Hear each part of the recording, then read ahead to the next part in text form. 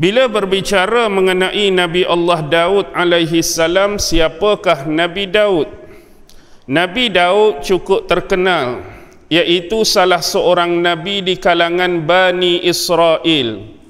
Sebelum nama Nabi Daud ni terkenal, Nabi Daud ni termasuk di bawah rakyat biasa, di bawah pemerintahan Raja Bani Israel sebelum itu, iaitu Talut. Ingat kisah Talut dengan Jalut. Jadi sewaktu berada di bawah pimpinan Talut menentang tentera-tentera Jalut, jadi Nabi Allah Daud inilah yang ketika itu dikatakan dalam satu riwayat berusia 19 tahun, berjaya membunuh Jalut, dan selepas itu nama Nabi Allah Daud menjadi semakin terkenal. Dan ada beberapa riwayat menyebut Talut telah menjadikan Nabi Allah Daud ini menantu dia. Talut menjadikan Nabi Allah Daud ini menantu dia, dan kemudian selepas kewafatan Talut diangkatlah Nabi Allah Daud menjadi Raja Bani Israel. Sebelum tu Nabi Allah Daud jadi raja bagi kerajaan Judah, dan kemudian hari bagi keseluruhan kerajaan Israel. Dan di waktu inilah dikatakan ketika Nabi Allah Daud memerintah kerajaan Israel, ini adalah zaman yang disebut the Golden Age, zaman keemasan pemerintahan Bani Israel di bawah pimpinan Nabi Allah Daud, sekaligus selepasnya di bawah pimpinan Nabi Allah Sulaiman alaihi salam. Di waktu ini hukum-hukum dan syariat sebagaimana yang diterima daripada Nabi Allah Musa sebelum ini berpandukan kepada kitab Taurat, dilaksanakan dengan sebaik-baiknya di bawah pemerintahan Nabi Allah Daud alaihi salam. Bila berbicara mengenai Daud, siapa Nabi Daud? Kalau kita melihat kepada salasilah asal usul keturunan Nabi Allah Daud alaihi salam, Daud bin Yisha, dan ada riwayat kata bin Isha. Daud bin Yisha ataupun Daud bin Isha. Ambil Yisha ataupun Isha bin Uwaibid, Uwaibid bin Bu'as, Bu'as bin Salmun, Salmun bin Hashun, Hashun bin Aminadab, Aminadab bin Aram, Aram bin Hashrun, Hashrum bin Farish, Farish bin Yahuza. Siapakah Yahuza? Yahuza ialah salah seorang daripada 12 anak Nabi Allah Yaqub alaihi salam. Daripada isteri pertama dia Layah tu kan ada 6 orang anak. Raubin, Syamun, Yahuza, Lewi, Izakar, Zabulun. Ada Yahuza tu. Jadi sampai kepada keturunan Yahuza. Ini keturunan Nabi Allah Daud, Yahuza, Nabi Sulaiman pun Yahuza. Dia berbeza dengan Nabi Allah Musa dan Harun. Nabi Allah Musa dan Harun dari keturunan Levi. Sama juga anak kepada Nabi Allah Yaqub. Automatik Nabi Allah Yaqub anak kepada Nabi Allah Ishak, dan Nabi Allah Ishak anak kepada Nabi Allah Ibrahim alaihi salam. Itu secara sepintas lalu. Baik, apakah bilangan anggaran masa zaman kehidupan ataupun pemerintahan Nabi Allah Daud alaihi salam? Ada 2 periwayatan, yang ini hanya sekadar anggaran yang diletakkan. Kita tak boleh nak kata secara tepat, kita tak boleh nak kata secara spesifik.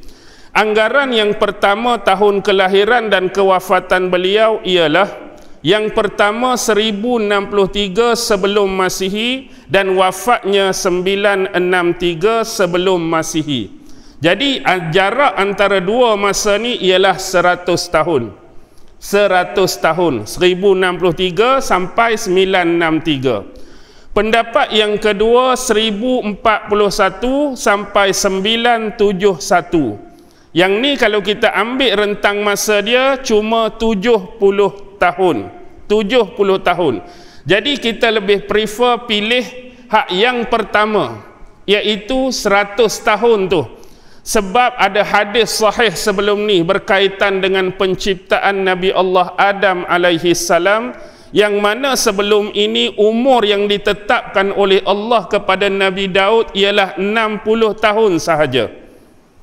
Kemudian Nabi Allah Adam alaihi salam ambil 40 tahun daripada umur dia yang Allah bagi pada cucu dia yang nama Daud ni. Jadi 60 tambah umur Nabi Adam tu jadi 100 tahun. Jadi berbeza dengan pandangan kedua cuma 70 tahun.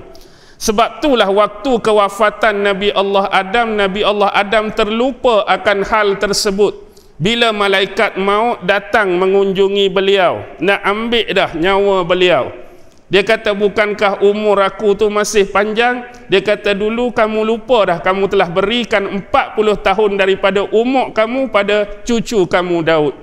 Jadi disebabkan kelupaan Nabi Allah Adam tu, keturunan dia hari ni pun banyak lupa. Kelalaian Nabi Allah Adam, ada sebahagian keturunan dia, anak cucu dia hari ni pun banyak yang lalai. Itu kita boleh ikuti hadis sahih tentang awal penciptaan Nabi Allah Adam. Walaupun kita bersetuju status apa 100 tahun tu je, hak anggaran tu saya sebut awal-awal dia tak spesifik, tapi kita nak ambil hak 100 tu. Baik, kepada kaum apakah Nabi Allah Daud ini diutuskan? Kepada kaum Bani Israel, dan dia dikurniakan beberapa orang anak, termasuklah Nabi Allah Sulaiman alaihi salam. Baik, itu secara ringkaslah. Baik, dalam Al-Quran juga Allah sebut berapa kali nama Nabi Allah Daud. Tak bilang pula saya, Ustaz. Baik, yang betul-betul spesifik disebutkan dengan kalimah Daud, da alif waw da, Allah sebutkan sebanyak 16 kali dalam Quran. 16 kali nama Nabi Daud disebutkan dalam Quran. Ada setengah ulama kata 18 kali, tetapi tambahan 2 tu dia tak sebutkan dengan kalimah Daud, tapi kisah tu ialah kisah Nabi Daud. Penceritaan ayat tu tentang Nabi Daud. Antaranya Allah letakkan dalam 9 surah dalam Quran. 9 surah. Pertama dalam surah Al-Baqarah ada kisah Nabi Daud. Yang kedua dalam surah An-Nisa ada kisah Nabi Daud. Yang ketiga dalam surah Al-Ma'idah. Yang keempat dalam surah Al-An'am. Yang kelima dalam surah Al-Isra. Yang keenam dalam surah Al-Anbiya.